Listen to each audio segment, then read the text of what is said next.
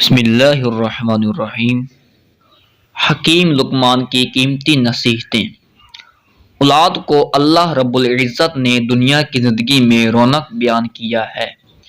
یہ رونق اسی وقت ہے جب والدین کی جانب سے اپنی ذمہ داری کو پورا کرتے ہوئے بچوں کی صحیح نشوونما و دینی اخلاق کی تربیت کی جائے اور بچپن ہی سے انہیں زیور تعلیم سے آراستہ کیا جائے۔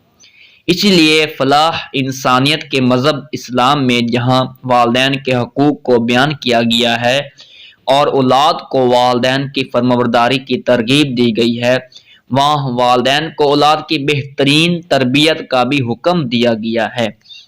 اس لیے ضروری ہے کہ ماں باپ دونوں کو اولاد سے خواہ وہ بیٹے ہوں یا بیٹیاں بلا تفریق محبت کرتے ہوئے ان کے حقوق ادا کرنا چاہیے، بلکہ ہر معاملے کی طرح اولاد کی پرورش اور تربیت کے معاملے میں بھی قرآن مجید، فرقان حمید کی روشن تعلیمات اور احادیث نبوی صلی اللہ علیہ وسلم سے رہنمائی حاصل کرنا چاہیے۔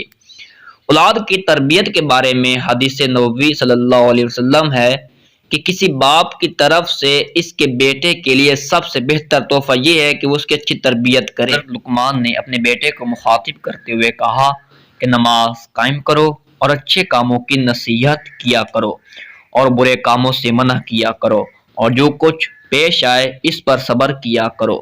بے شک یہ صبر ہمت کے کاموں میں سے ہے، اور لوگوں سے بے رخی مت اپناؤ، زمین پر تکبر سے مت چلو۔ بے شک اللہ پاک کسی متکبر کو پسند نہیں فرماتا۔ اپنی چال میں میانہ روی اختیار کرو، اپنی آواز کو پست رکھو، بے شک سب سے بری آواز گدھے کی ہے۔ جن لوگوں سے مزاج نہیں ملتے ان سے بھی بے رخی سے بات مت کرو۔